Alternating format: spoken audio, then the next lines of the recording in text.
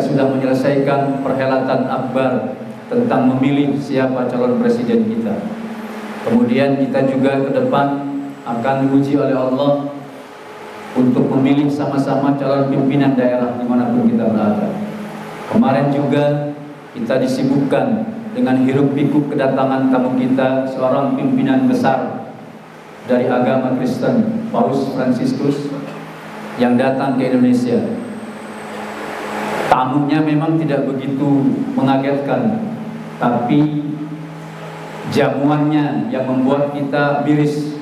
Walaupun kita juga maklum bahwa memang semua channel berita media TV elektronik dimiliki oleh orang-orang yang bukan beragama Islam. Tapi ada satu hal yang menggelitik bagi kita ketika fatwa MUI mengatakan bahwa azan diganti dengan running text, yang memang itu jamuan kita. Mirisnya kenapa? Kita berada di sebuah bangsa 90% mayoritas muslim dan terbesar di dunia.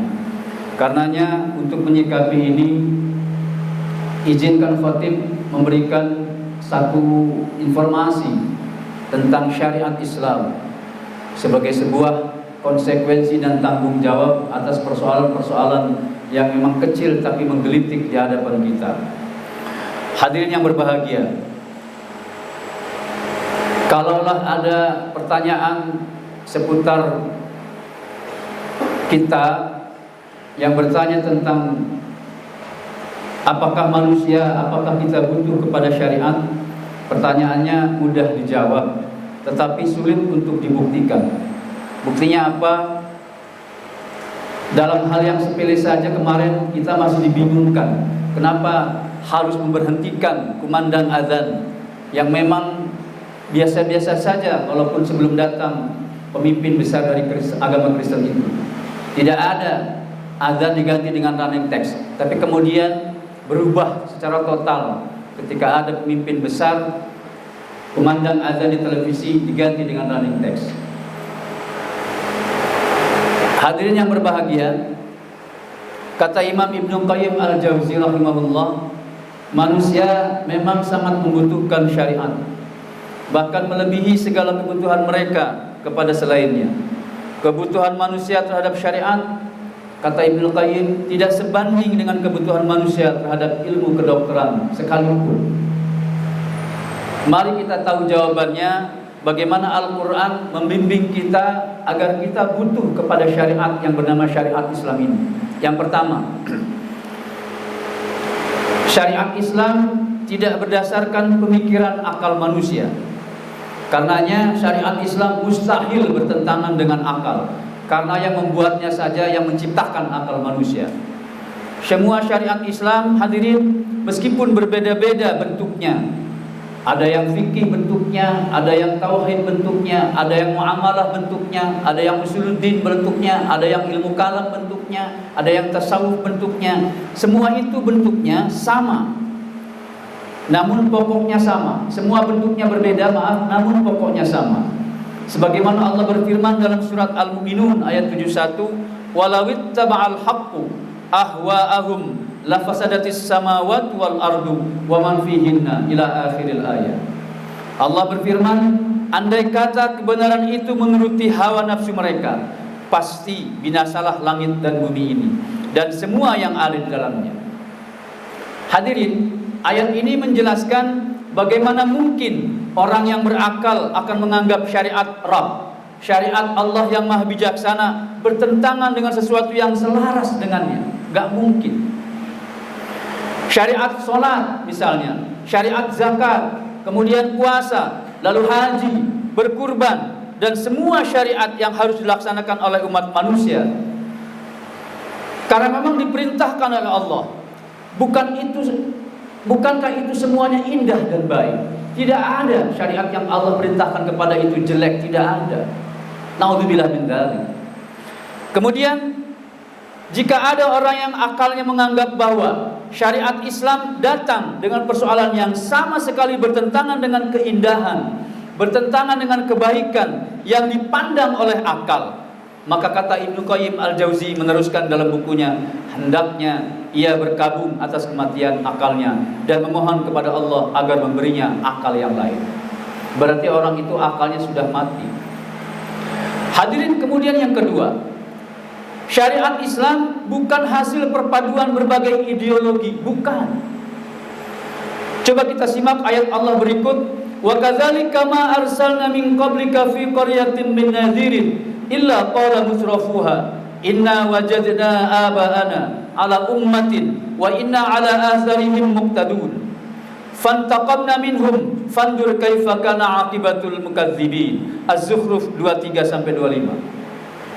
Allah berfirman, dan demikianlah kami tidak mengutus sebelum kamu seorang pemberi peringatan pun dalam suatu negeri, melainkan orang-orang yang hidup mewah di negeri itu berkata, sesungguhnya kami mendapati bapak-bapak kami menganut suatu agama, dan sesungguhnya kami adalah pengikut jejak-jejak mereka. Maka kami binasakan mereka. Maka perhatikanlah, kata Allah, bagaimana kesudahan orang-orang yang mendustakan ayat-ayat itu. Ma'asyiral muslimin, hadirin sidang Jumat rahimani wa rahimakumullah. Ideologi merupakan konsep atau rumusan manusia yang dibuat oleh manusia untuk mengatur tatanan kehidupannya, seperti ideologi liberalisme, ideologi komunisme, bahkan ideologi Pancasila pun itu dibuat oleh manusia konsepnya. Sedangkan Islam adalah syariat ciptaan Allah, bukan ciptaan ideologi manusia. Oleh karena itu Islam bukanlah angan-angan atau utopia. Inilah perbedaan antara apa yang di dalam Al-Quran dengan apa yang ada dalam ideologi ciptaan manusia. Al-Quran bukan ideologi, tetapi akidah, keyakinan, ajaran sebagai patokan di mana manusia harus berpegang kepadanya. Jalannya harus pas, tidak bisa ditawar-tawar lagi, karena yang menciptakan Al-Quran adalah Allah Subhanahu wa Ta'ala, bukan manusia. Karena Al-Quran adalah ajaran petunjuk manusia, bukan ideologi. Kemudian yang ketiga, syariat Islam bukan hasil pengalaman sejarah. Misalkan sejarah revolusi industri, sejarah revolusi Amerika, sejarah revolusi Indonesia, bukan. Bahkan sejarah revolusi Arab, bukan. Tetapi kata Allah, qala awalau ji'tukum bi ahda mimma wajadtum alaihi aba'akum qalu inna bima ursiltum bihi kafirun. Az-Zukhruf 24. Allah berfirman, rasul-rasul itu berkata, apakah kamu akan mengikutinya juga?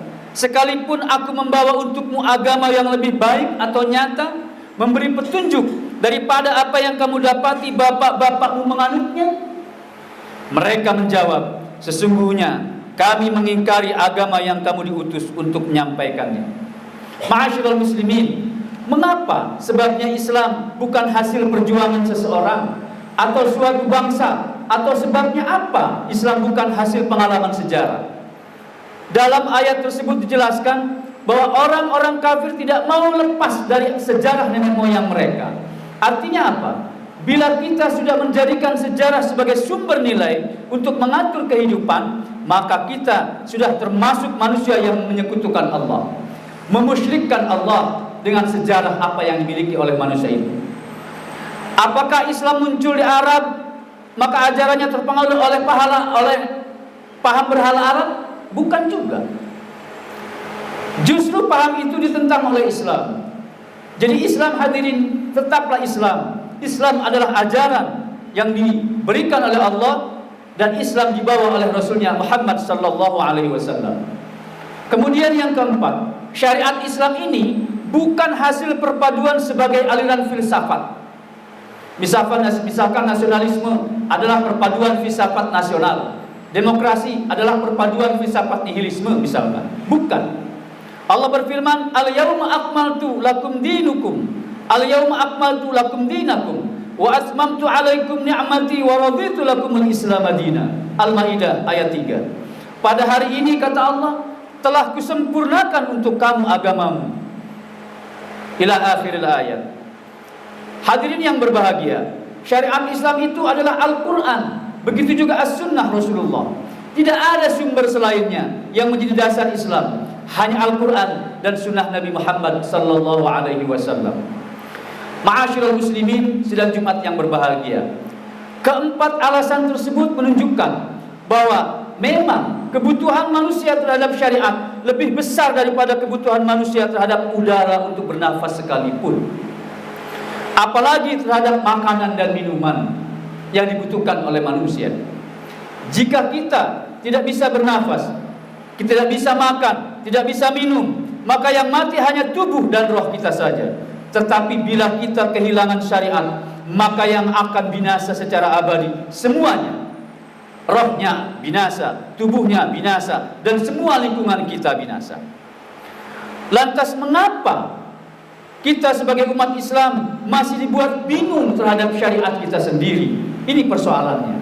Jawabannya adalah, inilah sebetulnya kerjaan yang dibuat-buat oleh musuh kita yang berasal dari barat sana.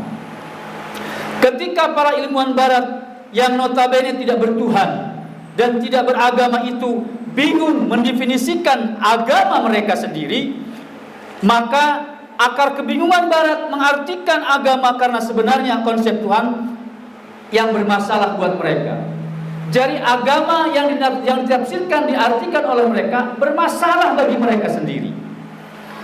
Lalu kebingungan itu dibuat sedemikian menarik, dibungkus dengan teori dan ilmu pengetahuan, sehingga kemudian dipaksakan kepada umat Islam agar umat Islam menjadi tidak bingung.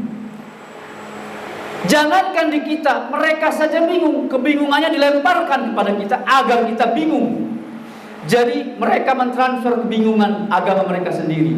Tapi nyatanya kita merasa enjoy saja dengan kebingungan mereka, dan bahkan kita memakainya. Naudzubillah min dzalik.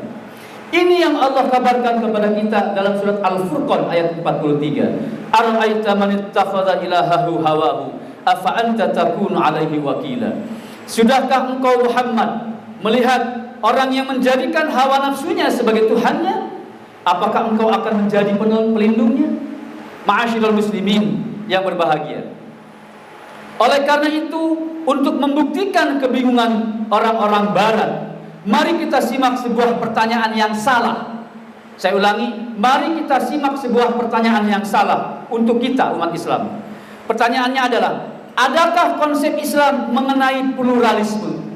Ini adalah pertanyaan yang tidak tepat untuk dijawab oleh umat Islam. Sebab apa? Pluralisme itu paham atau ideologi dari barat, bukan dari Islam. Karena dari akarnya saja sudah jelas pluralisme itu berakar dari barat, dari filsafat, dari filosof Yunani. Sama saja kemudian ada pertanyaan begini yang dilontarkan kepada kita dari orang barat. Bagaimana konsep komunisme dalam Islam? Tidak ada dalam Islam komunisme. Pertanyaan yang salah yang tidak usah dijawab. Kemudian ada lagi pertanyaan, bagaimana konsep zakat dalam Hindu? Tidak ada konsep zakat dalam Hindu. Jangan kemudian diada-adakan, dicocok-cocokkan. Sampai hari ini kemudian bagaimana konsep toleransi dalam Islam? Kemarin sudah nyata terjawab. Jika kumandang azan saja kemudian ditoleransi, diganti running text, maka kita barangkali sudah pupus toleransinya, sudah salah kaprah. Ma'asyiral muslimin, pertanyaan seperti itu memang fenomenal hadirin. Mengapa? Karena memang orang barat memaksakan agar umat Islam memakainya dan menjustifikasinya. Kebingungan orang barat dijustifikasi oleh kita menjadi sebuah kebenaran yang nyata. Apabila manusia, khususnya umat Islam, masih mempertanyakan kebutuhannya pada syariat, maka tidak akan pernah ada kebaikan, gak akan pernah ada keberkahan, bahkan rahmat Allah sekalipun, bahkan ampunan Allah sekalipun. Alhamdulillah min dzalik. Dan tidak akan ada cara untuk meraih kebahagiaan di dunia maupun di akhirat. Tidak ada cara untuk mendapatkan kemenangan terbesar di dunia maupun di akhirat, kecuali dengan salah satu jembatan, dengan cara yakni mendasarkan dirinya kepada syariat Islam kita ini. Wa anna hadza sirati mustaqima fattabi'uhu wa la tattabi'us subula fatafarraqa bikum an sabili. Al-An'am ayat 103. Dan bahwa yang kami perintahkan ini adalah jalanku, kata Allah, yang lurus, maka ikutilah dia, dan janganlah kamu mengikuti jalan-jalan yang lain, karena jalan-jalan itu mencari mencerai-beraikan kamu dari jalan Allah Subhanahu wa taala. Al-An'am ayat 153. Semoga tausiah di hari Jumat ini menjadi kabar gembira buat kita, jawaban buat kita yang hari ini dan kemarin membingungkan kita. Semoga syariat yang diuraikan ini menjadi pegangan buat kita semua di dunia maupun di akhirat. Allahu wa iyyakum ajma'in. Barakallahu li wa lakum fi kitabihil karim wa nafa'ani wa iyyakum bima fihi minal ayati wa dzikril hakim. Aqulu qawli hadza fastaghfirullahal azim li wa lakum wa lisairil muslimina wal muslimat wal mu'minina wal mu'minat innahu huwal ghafurur rahim.